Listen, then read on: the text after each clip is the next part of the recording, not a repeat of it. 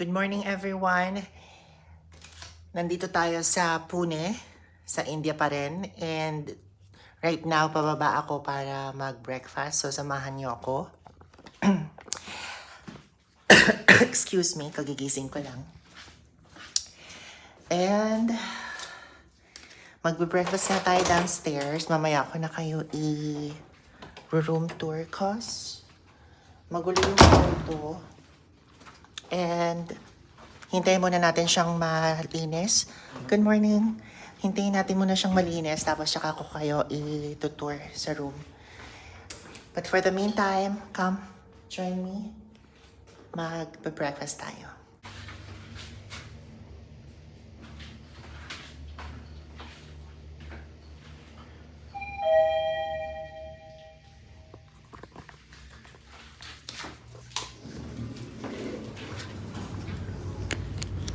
Morning. Breakfast is over there, right? Thank you.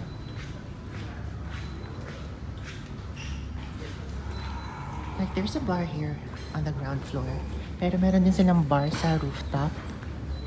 Sa 8th floor naman siya. Okay. Hi. Breakfast for one. This is my room number. 516. You're with them? You are with them? No, I'm alone.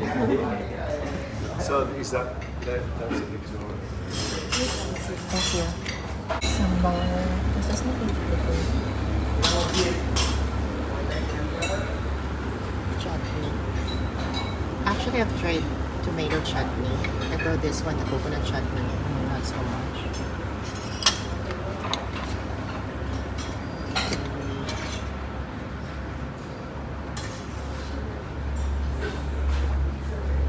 And they have selections of fruits. Pork pepperoni. And like a variety of beans and veggies.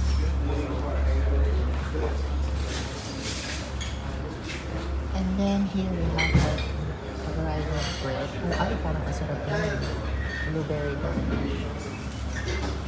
And this one too.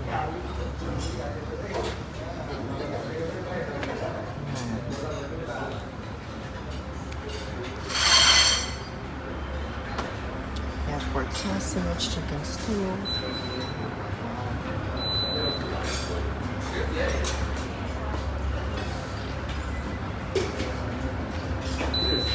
Oatmeal.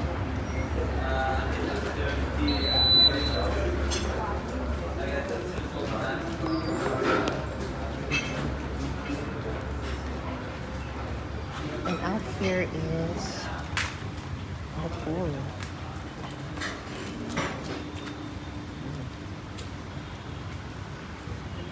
Kaya lang today we have a very bad weather. It's raining. Hopefully later it will clear out.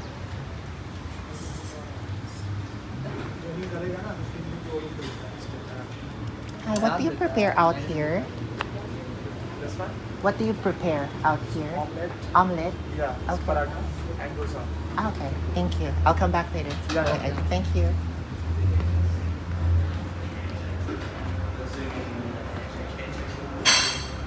Alright, so that's our breakfast. Let's go and let's go get something to eat. Paint the sky your favorite color.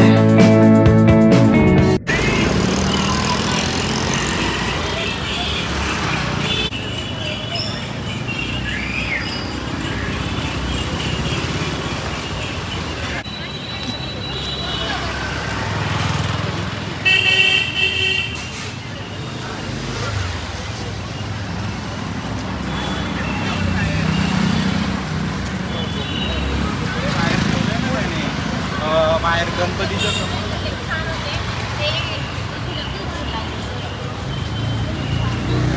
So everyone, nandito tayo sa Pune, India at manonood tayo ng festival nila na Ganesh Chaturthi. So basically, si Ganesh Chaturthi is yung isa sa mga Diyos nila na parang elephant yung face. Tapos, ang kakaiba ba sa festival na to, di ba sa atin meron tayo Wata Wata Festival na tubig yung tinatapon nila. Dito, naghahagisan sila ng pink na powder. So, tara. Sabayan natin yung crowd dun sa kabila.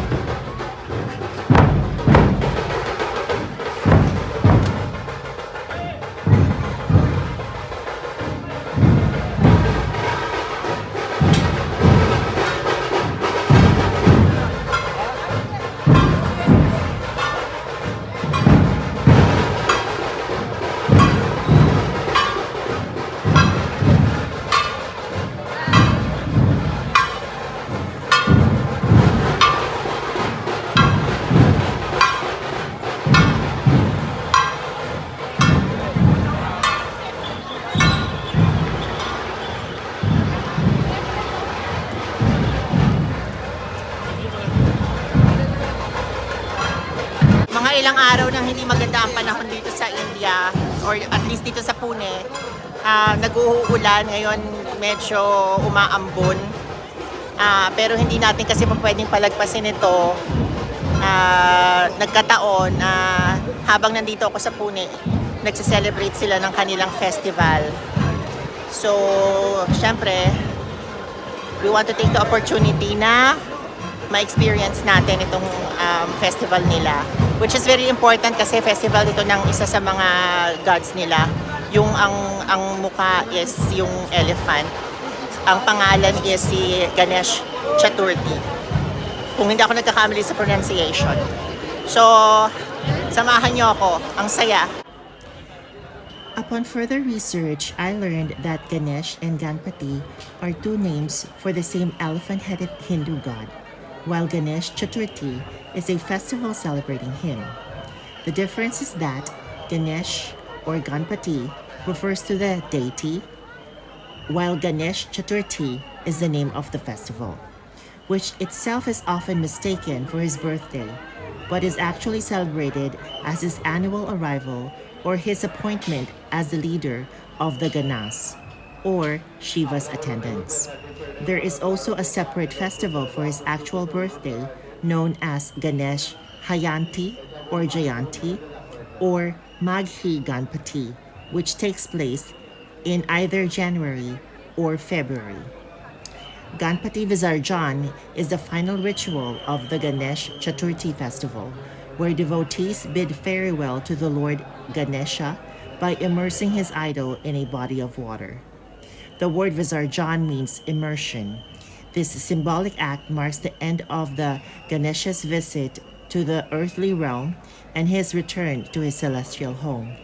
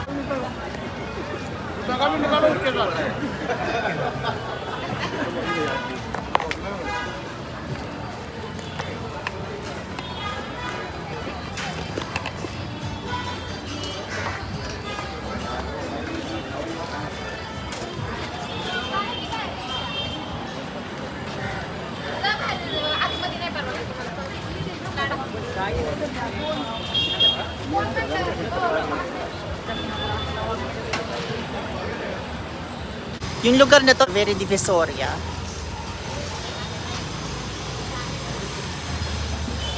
Very divisoria, very Quiapo. Tapos yung mga tinda nila, halo-halo. May nagtitinda ng gulay, bulaklak, prutas. Tapos may mga tindahan ng electronics, mga damit. So far naman, yung experience ko dito sa India, hindi naman siya yung ini-expect ko na nakakatakot or haharasin ka. Ewan ko ha, ito based sa experience ko at saka so far, ito yung experience ko. Pleasant naman, okay naman. At lahat ng nakakasalamuha kong mga lokal, very friendly naman sila at saka helpful sila.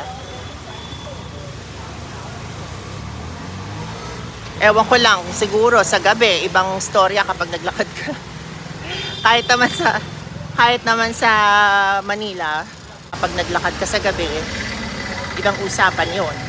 Depende sa area, depende sa lugar. Teka, may nakita tayong interesting dito sa bandang kaliwa. Puntahan lang natin. Pero bala ko talaga dire-diretso lang yung lakad ko. Ito yung gusto ko makita.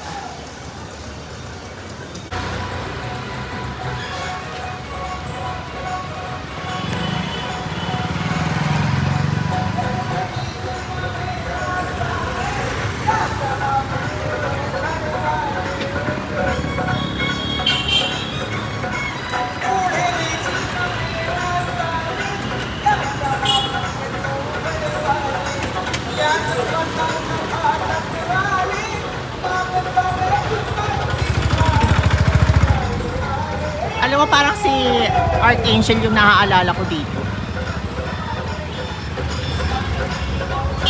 Di ba parang ganun yung eksena niya?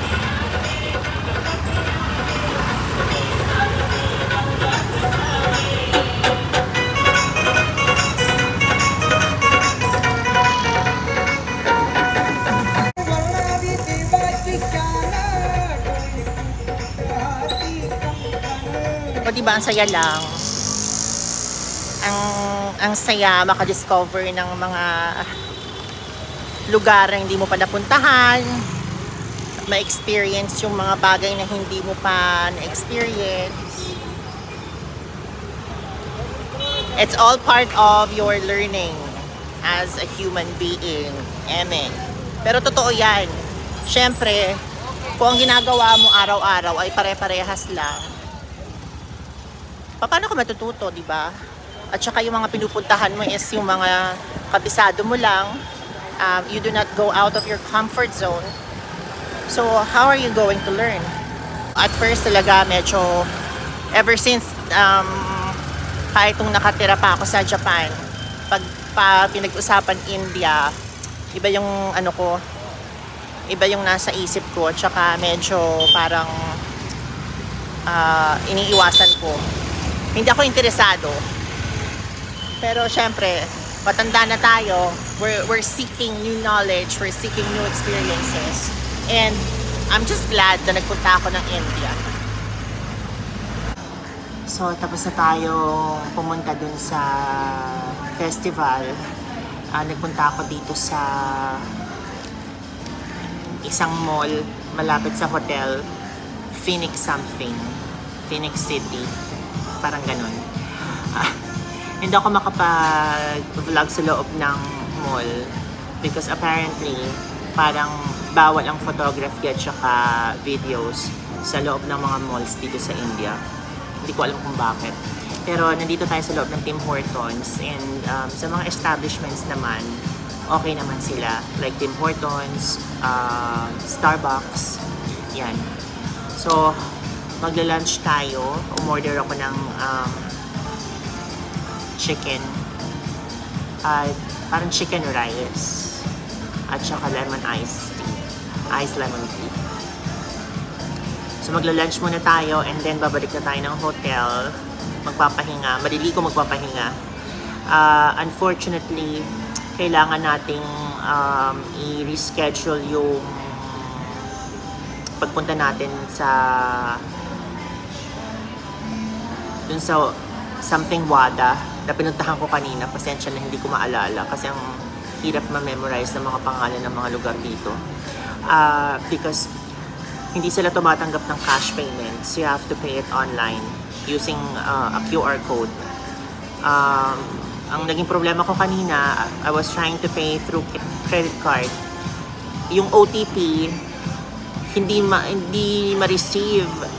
Nare-receive ko siya late na. So, by the time na i-input ko yung OTP, expired na siya. And it happened a couple of times already. So, sabi ko baka mamaya ma-block yung card ko. Kaka-request ko ng OTP. Tinigil ko na yung kalokohan. Sabi ko, itatry ko na lang mag-online mamaya sa hotel.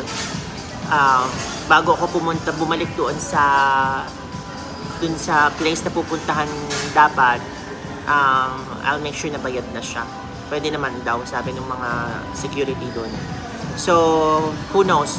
Maybe tomorrow or the day after tomorrow, babalik ako doon para ituloy natin yung vlog natin. Kasi parang very interesting yung place. Ano siya, parang fortress siya that was built 1700s.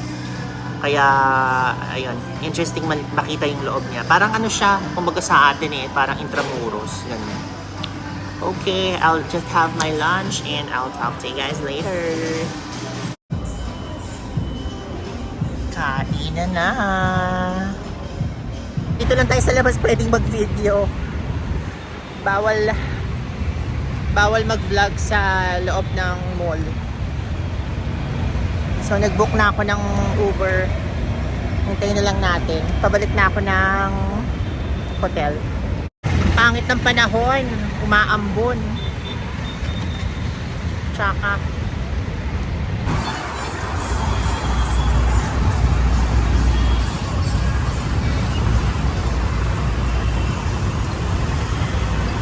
So, nung isang araw ko pa gustong mag-room tour dito sa Crown Plaza sa Pune. Kaya lang, na-busy ako at saka hinihintay ko kasing ayusin nila yung kwarto muna bago ko ipakita sa inyo. So, it's my third day here. So, let's do the room tour. Okay, so yan ang door entrance. Pagpasok nyo on your left is a locked door adjacent to the other room. And then on your right side, this is the bathroom. Here, my closet.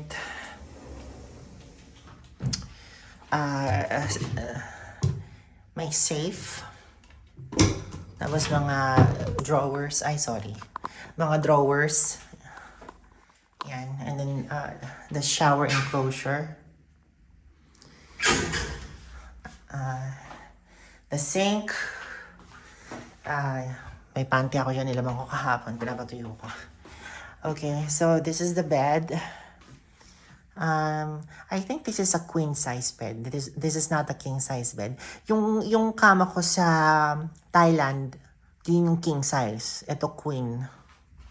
Tapos may lounge chair. Tapos may TV. Then desk. Yan. So that's basically it for my room. And this is my view. There. Yan. Parang one whole wall is a window. Yan ang view ko. Ang maganda lang dito sa India, ang daming puno. Yan oh. Pag tinignan mo yung banda doon, parang gubat. Yes, tapos yun yung pool. Hindi pa tayo nakapag-pool kasi umuulan. Tapos right there, kung makikita ninyo, merong train station. Yan. So we are in the city center. So apparently, nalaman ko na ang Pune City pala is parang university capital ng India. So nandito lahat ng mga magagandang universities nila. Kaya maraming mga estudyante coming from all over the country. Tsaka very vibrant siya, kaya pala napansin ko ang dami mga bata. Dahil mga bagets kasi nandito lahat ng mga universities nila. So that's it for our Crown Plaza Hotel room tour.